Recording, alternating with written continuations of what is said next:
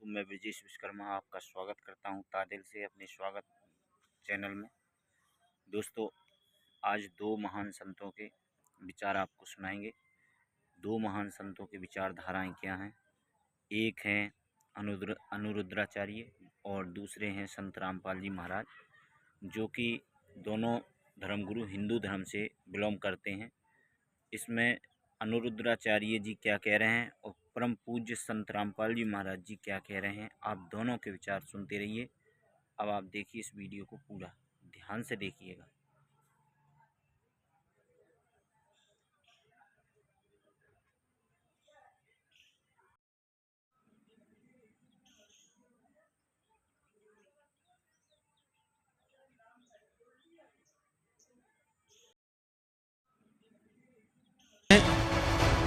ये दोनों हम तो रहते हैं मंदिर में आते हैं, हम लोग आप कथा जो सुनते हैं वो आपस में डिस्कस करते हैं। कई कथाकार हमारे पास गए, मैंने उनसे प्रश्न पूछा लेकिन उनको प्रश्न का उत्तर नहीं दे पाए जी।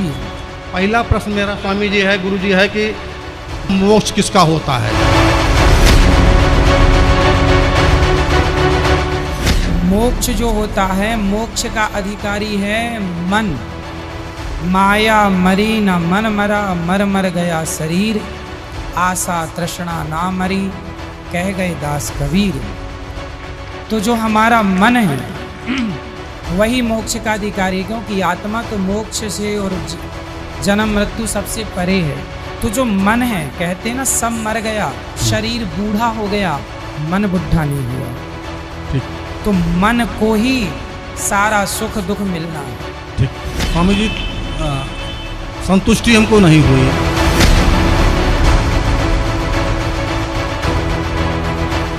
क्या बताते हैं कि इस मन की इतनी गंदी वृत्ति है, यूं काल का दूत है, तुमने चैन से रहने नहीं देता। जैसे कोई गांव का सरपंच बन जाता है तो उसकी नीयत रहती है चेयरमैन बनूं, और चेयरमैन बन जाता है तो ये सोचा एमएलए की टिकट मिले।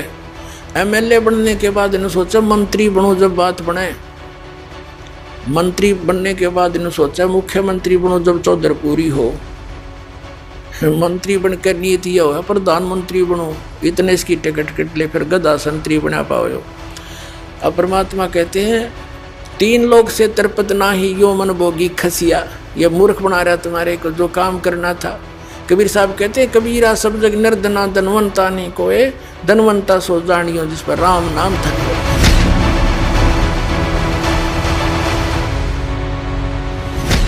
पुणात्माओं, अब हमने वो मोक्ष प्राप्त करना है, जहां जाने के बाद फिर लौटकर हम कभी संसार में नहीं आते। तो वो कौन है? वो परम अक्षर ब्रह्म है, वो सतपुरुष अमर पुरुष है।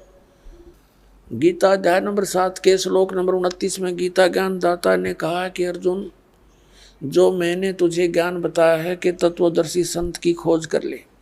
फिर वो तत्वदर्शी संत तुझे उस परमात्म तत्व का ज्ञान बताएगा, वो तत्व ज्ञान बताओगा तेरे को। उस तत्व ज्ञान को समझने के पश्चात उसमें लिखा 7वें अध्याय के 29वें श्लोक में कहा है कि जरा मरण मोक्षाय यतन्ति ते, जो माम आश्रित है, यानी मेरे द्वारा दिए गए इस ज्ञान को आश्रय बनाकर तत्वदर्शी संत की खोज कर लेते हैं। और जो केवल यहाँ जरा माने बुढ़ापा, वृद्धावस्था का दुख, मरण माने मृत्यु, जरा और मरण से छूटने के लिए जो प्रयत्न करते हैं और संसार की किसी वस्तु की जो डिमांड नहीं रखते, वे ब्रह्म तत्वविदु और वो उस परमात्मा तत्व ब्रह्म को जानते हैं। और अखिलम च अध्यात्म, सारे अध्यात्म को जानते हैं और सभी कर्मों से परिचित है। यहाँ के सभी कर्मों से और पूरे अध्यात्म मार्ग से वो लोग परिचित हैं जो केवल जरा और मरण से मोक्ष के लिए ही प्रयत्न कर रहे हैं। 8वें अध्याय के प्रथम श्लोक में गीता ज्ञानदाता से अर्जुन ने पूछा किम तत्ब्रह्म, जिस तत्व ब्रह्म को जानकर प्राणी केवल जरा और मरण से, इस कष्ट से छूटने का प्रयत्न करता है, तो वो तत्व ब्रह्म क्या है, कौन है वो भगवान? गीता ज्ञानदाता ने गीता अध्याय नंबर 8 के श्लोक नंबर 3 में उत्तर दिया है, वो परम अक्षर ब्रह्म है। देखिएगा अध्याय नंबर 7 का श्लोक नंबर 29, ये 29 नंबर है।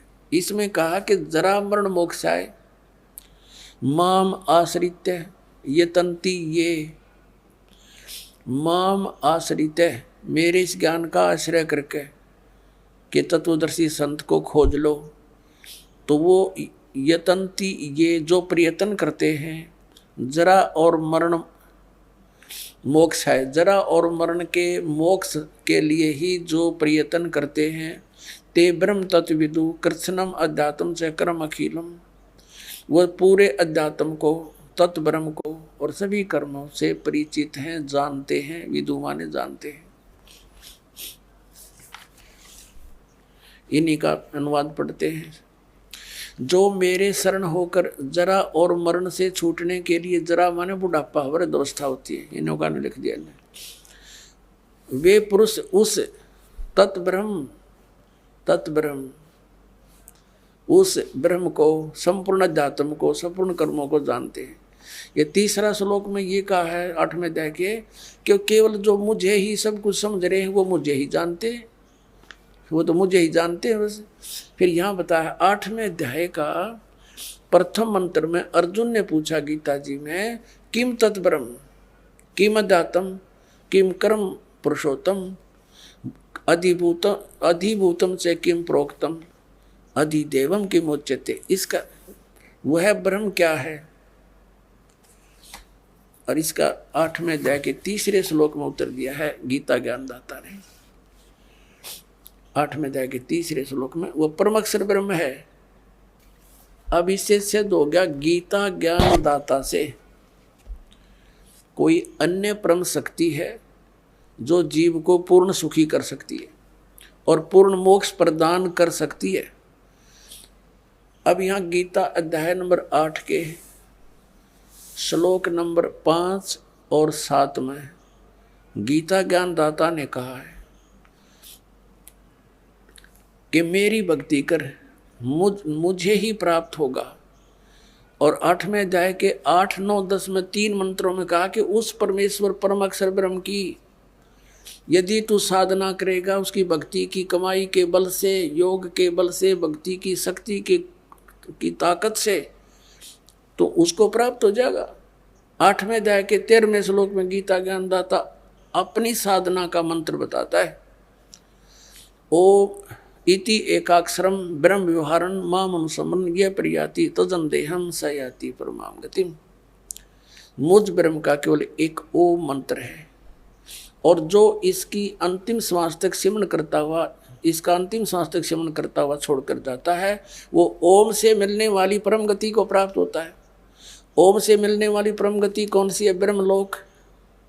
8वें अध्याय के 16वें श्लोक में कहा कि ब्रह्मलोक पर्यंत, ब्रह्मलोक में गए हुए प्राणी फिर वापस जन्म मृत्यु में आते हैं, तो इससे भी पूर्ण मोक्ष नहीं हुआ, जन्म मृत्यु का दीर्घ रोग कटा नहीं। फिर 17वें अध्याय के 23वें श्लोक में गीता ज्ञानदाता ने कहा है उस परम अक्षर ब्रह्म के पाने का, ओम तत्सदिति निर्देश ब्रह्मण त्रिविध समर्थ है। ब्रह्मण माने सच्चिदानंद घन ब्रह्म। देखिएगा 17वें अध्याय का 23वां श्लोक दिखाते हैं, अध्याय नंबर 17 और श्रीमद् भगवद गीता ये 23वां श्लोक है। ओम तत्सत इति निर्देश है ब्रह्मण त्रिवेद समर्थ है ब्राह्मणा तेन वेदा च यगा च विहिता पुरा। इसका समझ क्या है? ओम से ओम तत् तत्सत सत, ओम तत्सत ऐसे ये 3 प्रकार का ब्रह्मण माने सच्चिदानंद घन ब्रह्म का नाम कहा है। ब्रह्मण माने सच्चिदानंद घन ब्रह्म कर रहे हैं, यानी परम अक्षर ब्रह्म समझो इसको, परम अक्षर ब्रह्म का नाम है यो। अब हम फिर आते हैं वापस 8वें अध्याय के, अध्याय नंबर 8 के ही वापस आ जाते हैं। ये देखिएगा 13वें श्लोक पे ये देख, 8वां अध्याय गीता जी का, और ये 13वां श्लोक यहाँ पर है, 13वां। अब हम संस्कृत भी पढ़न जोगे हो गए, ऐसी बात नहीं, देवनागरी लिपि है या। ओम इति एकाक्षरम ब्रह्म व्यवहारण माम अनुसमरण ये प्रयाति तजंदेहम सयाति परमाम गतिम। अब ये गीता ज्ञानदाता कहता है कि माम ब्रह्म, मुझ ब्रह्म का, ओम इति, ओम यह एकाक्षरम, एक अक्षर है, नथिंग एल्स, व्यवहारण अनुसमरण यानी उच्चारण करके सिमरण करता हुआ, यह याति तजंदे प्रियाति तजंदे, हम जो शरीर छोड़कर जाता है इसका सांस समरण करता हुआ, यह याति परमाम गतिम, वह परम गति को प्राप्त होता है। यहां से शुरू होता है ओम ओम। जो पुरुष ओम इस एक अक्षर ब्रह्म को उच्चारण करता हुआ और उसके अर्थ स्वरूप मुझ निर्गुण ब्रह्म का चिंतन करता हुआ शरीर को त्याग कर जाता है, वह पुरुष परम गति को प्राप्त होता है। ओम से होने वाली परम गति वो कौन सी है? ब्रह्मलोक। ब्रह्मलोक में गए हुए प्राणी फिर पुनरावृत्ति में आते हैं। देखिएगा 8वें अध्याय का यही फिर 16वां श्लोक। हे अर्जुन, ब्रह्मलोक पर्यंत सब लोग पुनरावृत्ति में हैं। ये स्टार लगा के इन्होंने यह विश्लेषण भी किया है। अर्थात जिनको प्राप्त होकर पीछे संसार में आना पड़े, वहां जाकर भी फिर वापस संसार में आना पड़े, ऐसे पुनरावृत्ति बोलते हैं इसको। पुनरावृत्ति, इसका विश्लेषण किया, पुनरावृत्ति का अर्थ डिफाइन किया इन्होंने। तो इससे सिद्ध हो गया कि ब्रह्मलोक में गए हुए प्राणी भी वापस आते हैं, ब्रह्म ओम नाम का जाप करने वाले। आगे गए ना बावड़े रहते भी सब जाही, बिन साहेब की बंदगी कहीं छोड़ ठिकाना नहीं।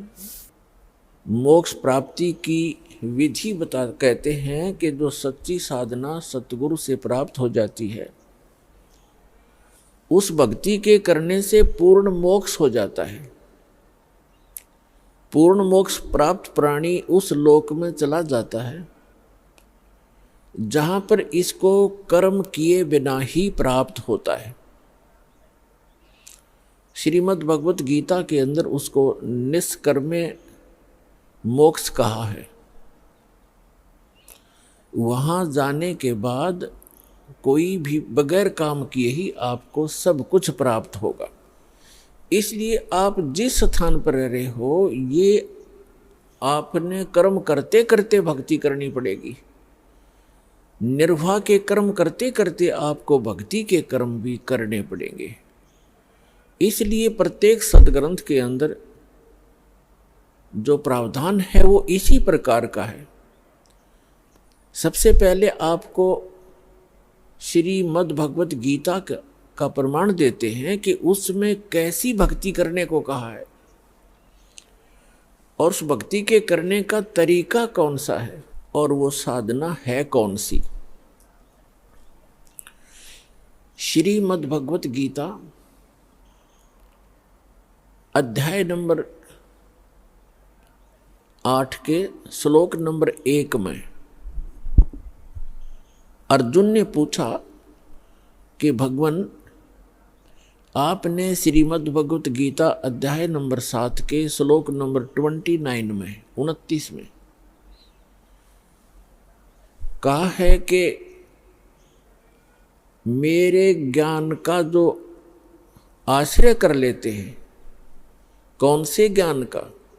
गीता अध्याय नंबर 4 के श्लोक नंबर 32 और 34 में एक विशेष उल्लेख है कि सच्चिदानंद घन ब्रह्म अपने मुख कमल से स्वयं ही यहाँ आकर के एक यथार्थ ज्ञान बताता है। उसको तत्व ज्ञान कहते हैं। तो 4 अध्याय के 34वें श्लोक में कहा कि उस तत्व ज्ञान को तत्वदर्शी संत ही जानते हैं। उन तत्वदर्शी संतों के पास जाकर के उस तत्व ज्ञान को अर्जुन ग्रहण करो। यदि आप पूर्ण मोक्ष प्राप्त करना चाहते हो, यदि आप उस शाश्वत स्थान को प्राप्त करना चाहते हो, गीता अध्याय नंबर 18 के श्लोक नंबर 62 में, गीता अध्याय नंबर 15 के श्लोक नंबर 4 में, गीता अध्याय नंबर 18 के श्लोक नंबर 66 में जो प्रमाण दिया है कि अर्जुन तू सर्वभाव से उस परमेश्वर की शरण में जा, उसकी कृपा से तू परम शांति को और शाश्वत स्थान अर्थात उस अमर लोक को प्राप्त होगा, सनातन परम धाम को प्राप्त होगा, जहां जाने के बाद साधक फिर लौटकर कभी संसार में नहीं आते। तो गीता अध्याय नंबर 7 के श्लोक नंबर 29 में गीता ज्ञानदाता कहता है कि जो मेरे इस ज्ञान का आश्रय कर लेते हैं और तत्वदर्शी संत की खोज कर लेते हैं, वे व्यक्ति फिर क्या करते हैं? जरा मरण मोक्षाय यतन्ति ते तत् ब्रह्म विदु कृत्स्नम अध्यात्म अखिल च कर्मम। वो व्यक्ति जो उस तत्ब्रह्म से परिचित हैं और सारे अध्यात्म ज्ञान से परिचित हैं और सभी कर्मों से परिचित हैं, वे केवल जरा यानी वृद्धावस्था के दुख से और मरण माने मृत्यु के दुख से बचने के लिए ही प्रयत्न करते हैं, उससे मोक्ष प्राप्ति के लिए प्रयत्न करते हैं। जो व्यक्ति तत्ब्रह्म से परिचित हो जाते हैं और सारे अध्यात्म ज्ञान से और सभी कर्मों से, कि बुरे कर्म करोगे तो बुरा फल मिलेगा, अच्छे कर्म करोगे तो अच्छा फल मिलेगा, तुमने उस दरगाह का मैल नहीं देखा, धर्मराज के तिल तिल का लेखा। आज कोई कोढ़ी है, कोई रोगी है, कोई कैंसर पीड़ित है, किसी को अधरंग मार गया है, किसी की जुबान नहीं है, कोई गूंगा, कोई बहरा है, कोई लंगड़ा, कोई दोनों टांग कट गई है, कोई और अन्य भयंकर आपदाओं का सामना कर रहे हैं मनुष्य शरीरधारी प्राणी।